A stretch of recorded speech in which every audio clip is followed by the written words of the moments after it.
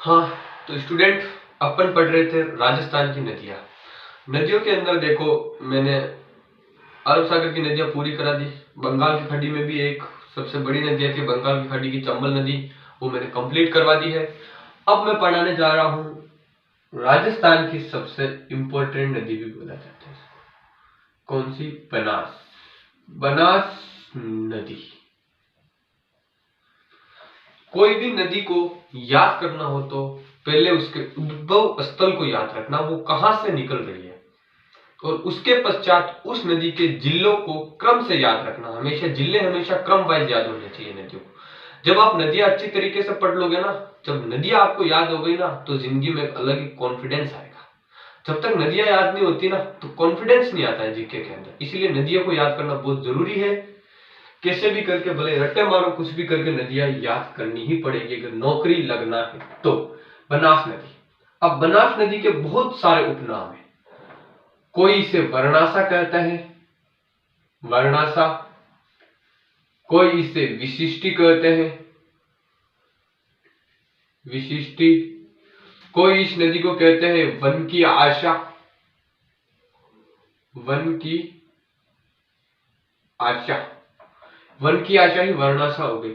और बनास नदी का एक नाम याद रखना, यह लोह युगीन,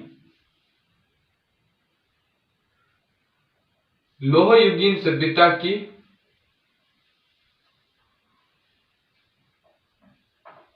पालनहारी। लोह युगीन सभ्यता की जो पालनहारी है ना, वो बनास नदी को बोला जाता है। और ताम्र युगीन सभ्यताओं की जो पालनहारी है ना, वो कांतले नदी को बोला जाता है। और सिंधु सभ्यता की पालनहारी गग्गर नदी को बोला जाता है, जो हनुमानगढ़ के अंदर बहती है, जिसे राजस्थान का शोक भी कहा जाता है। बनास नदी। बनास नदी की जो टोटल लंबाई है ना, वो है 480 किलोमीटर। यह राजस्थान में पूर्णतः बहने वाली क्या है? सबसे बड़ी नदी। क्वेश्चन पढ़ने पे ध्यान देना। राजस्थान की सबसे लंबी नदी तो चंबल नदी। राजस्थान में पूर्णतः बहने वाली सबसे लंबी नदी तो आपको बनास नदी टिक करना। सबसे पहले याद करते हैं बनास नदी का उद्गम स्थल। यह है खमनोर। क्या है टावरो? खमनोर। खमनोर की पहाड़ियां, खमनोर की पहाड़ियां कहां है? राजसमंद। राजसमंद खमनोर की पहाड़ियों से ये नदी निकलती है। फर्स्ट जो जिला आता है वो आता है चित्तौड़। चित्तौड़। चित्तौड़ से ये नदी जाती है हमेशा का भीलवाड़ा। भीलवाड़ा। भीलवाड़ा से जाती है ये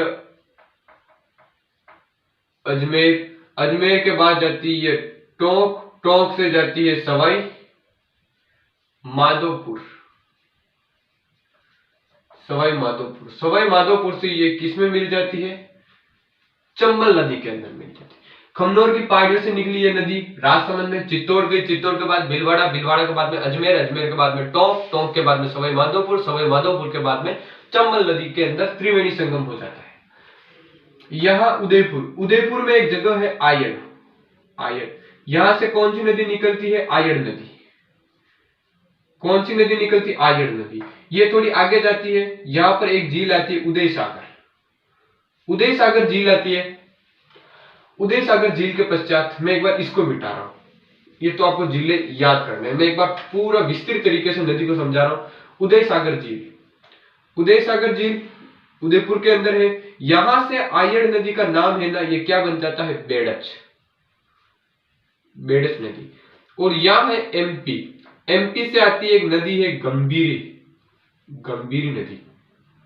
ये यहां से इन दोनों का यहां संगम होता है। बेड़च और गंभीरी नदी के तट पर कौन सा दुर्ग बसा हुआ है? सबसे फेमस दुर्ग, जिसे राजस्थान का गौरव भी कहा जाता है।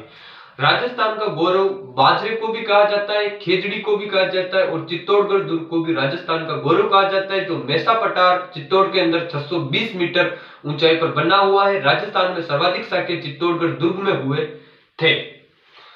सर्वाधिक रानियों ने जौहर दूसरे साके में किया था। 16,000 रानियां थी कुल मिला के दूसरे साके के अंदर। ये चित्तौड़, चित्तौड़ से यहाँ ये नदी यहाँ गई, यहाँ गई, ये नदी किसके अंदर, ये कौन सी आ रही है, ये तो बनास नदी ही जा रही है। ये किस में आके मिल गई, बनास में। ये कौन सी, ये तो अपनी नदी वही है बनास। मैं आपको नदियों को शॉर्ट एंड स्वीट में समझा रहा हूं ताकि आप कंपटीशन क्लियर कर सके। ये बनास नदी, बेड़च नदी, गंभीरी का त्रिवेणी संगम हुआ और बेड़च यहाँ आके मिल गई। यहां से एक नदी आती है, उसका नाम है मेनाल। मेनाल ये कहां से आती है, ये आती है भीलवाड़ा से। कहां से आती है, भीलवाड़ा में। यहाँ पे क्या होगा, त्रिवेणी संगम। ये त्रिवेणी संगम कहां हो रहा है, ये त्रिवेणी संगम हो रहा है बिगोत। बिगोत कहां है, भीलवाड़ा। बनास नदी पर टोटल 3 त्रिवेणी संगम हो गए, जिससे पहला त्रिवेणी संगम बिगोत भीलवाड़ा के अंदर हो रहा है। उसके बाद में ये नदी थोड़ी आगे गई, आगे गई, आगे गई, आगे गई, अजमेर, अजमेर के बाद में आया टोंक। पहले मैं आपको तीनों त्रिवेणी संगम बता देता हूं। टोंक, यहां से आती है खारी, खारी, और यहां से आती है डाई नदी। खारी तो आती है राजसमंद से और डाई आती है अजमेर से। कहां से, अजमेर से। और ये यहां कौन सी, बनास नदी। टोंक, देवली, देवली, यानी खारी ने डाई मारी, खारी नदी ने डाई मारी बनास के अंदर। तो खारी, डाई, बनास, दूसरा त्रिवेणी संगम हुआ देवली टोंक के अंदर। एक आती है सवाई माधोपुर, सवाई माधोपुर। ये इधर तो जा रही है चंबल, चंबल, ये आ रही है बनास, और ये आ रही है सीप। सीप नदी कहां से आती है, सीप नदी आती है धौलपुर से। कहां से आती है, धौलपुर से। ये त्रिवेणी संगम हुआ सवाई माधोपुर। सवाई माधोपुर में यह हुआ रामेश्वरम में, रामेश्वरम। मीणा का कुंभ बोला जाता है। मीणा का कुंभ, रामेश्वरम, आदिवासियों का कुंभ, बेणेश्वर, डूंगरपुर, नवाटापुरा, जहां माही, सोम, जाखम तीनों का त्रिवेणी संगम होता है। इसे आदिवासियों का कुंभ बोला जाता है, इसे मीणाओं का कुंभ बोला जाता है। और इसके अंदर इसकी सहायक नदी बताता हूं। एक तो आती है ब्राह्मणी, ब्राह्मणी आती है, ये भी चित्तौड़ से आती है, ये भी इसी के अंदर आके गिरती है। एक आती है मानसी, मानसी, ये भी अजमेर से ही आती है, ये भी इसी के अंदर आके गिरती है। एक आती है मेनाल,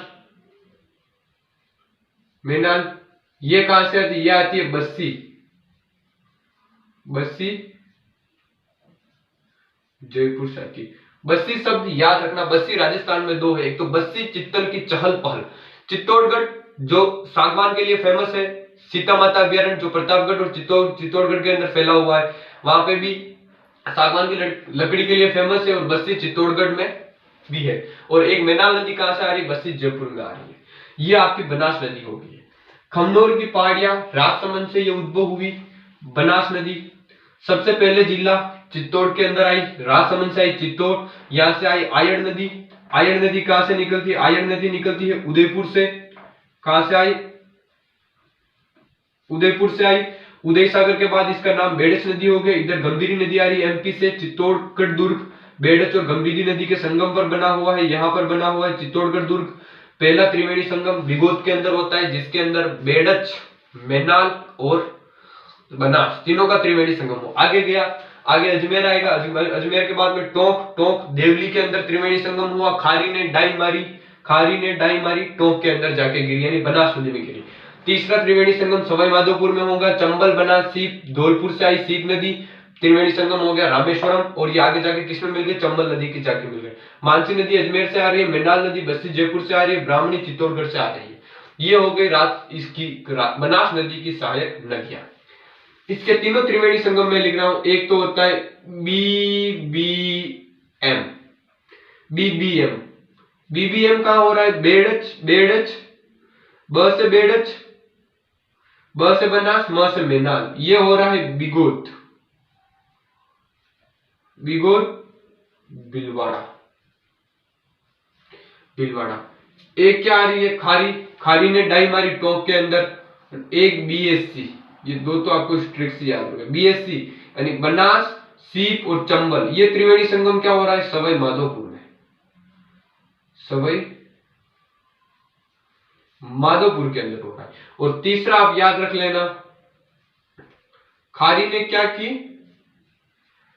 डाई मारी। कौन सी नदी के अंदर डाई मारी, बनास के अंदर। खारी ने बनास में डाई मारी, कहां गिरी, देवली टोंक में जाके गिरी। कहां पे गिरी, देवली टोंक के अंदर जाके गिरी।